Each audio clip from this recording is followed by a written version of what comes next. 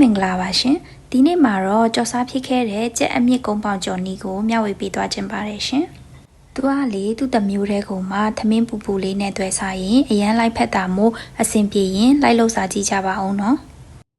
အရင်ဆုံးကြက်အမြင့်တွေကိုအတုံးသေးသေးလေးတွေလွှာပါမယ်ရှင်ကျမကတော့ကြက်အမြင့်တွေကိုပန်းပွင့်ပုံစံလေးဖြစ်အောင်အတုံးတွေပေါ်မှာဓာတ်ရထပ်ပေးခဲ့ပါတယ်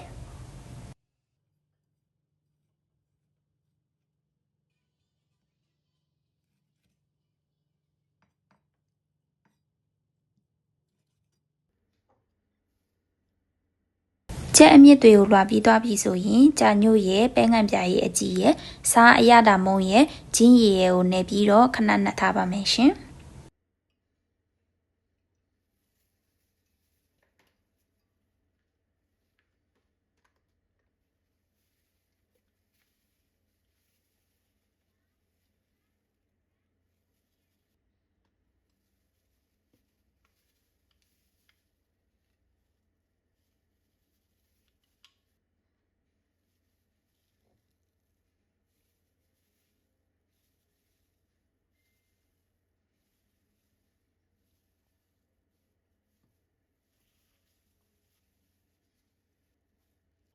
ကုန်းပေါင်ကြီးကျော်တွေကိုထဲမဲ့တခြားအစာပလာတွေပြင်ဆင်ပါမယ်ဒီနေရာမှာကျမက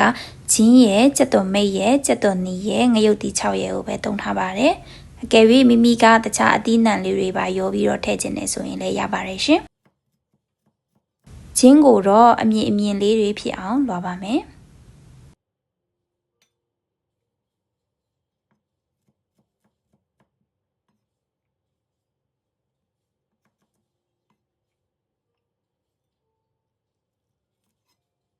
ကြက်သွန်မိတ်ကိုလည်းတလက်မအရွယ်အနေထားလေးတွေလွှာထားပါမယ်ရှင်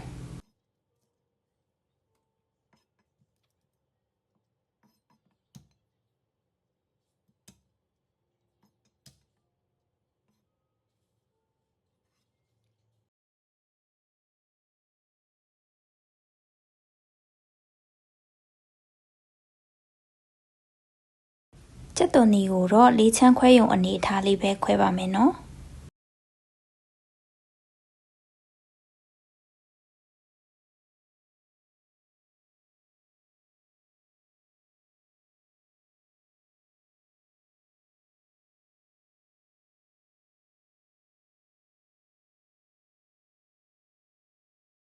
ကြက်အမြင့်ကုန်းပေါင်ကျော်ဖို့အတွက်အစာပလာတွေ ready ဖြစ်ပါပြီရှင်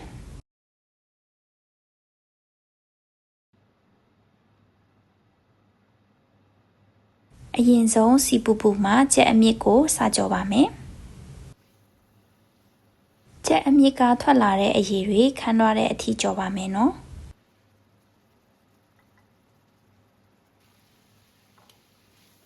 အရည်တွေခန်းသွားတဲ့အထိကြောပြီးပြီဆိုလို့ရှိရင်ကြက်အမြင့်ကိုခဏဖယ်ထားပြီးအဲ့ဒီအိုးမှာပဲစီနဲ့နဲ့ထည့်ပြီးတော့ငရုတ်တီ6ကိုစားကြောပါမယ်ရှင်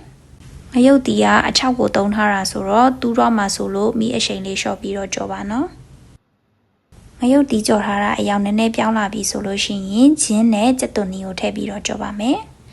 ကြက်သွန်မိတ်ကိုတော့နောက်ဆုံးမှထည့်ပါမယ်နော်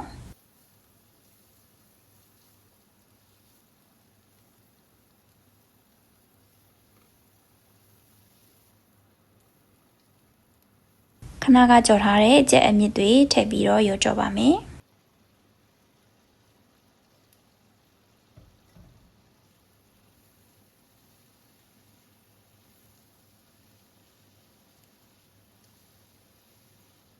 2 မိနစ်လောက်ရောကြော်ပြီးသွားပြီဆိုလို့ရှိရင်စားအရတာအပေါ်အငံမြည်ပြီးကြက်သွန်မိတ်ထည့်ပြီးတော့ဟင်းအိုးချလို့ရပါပြီရှင်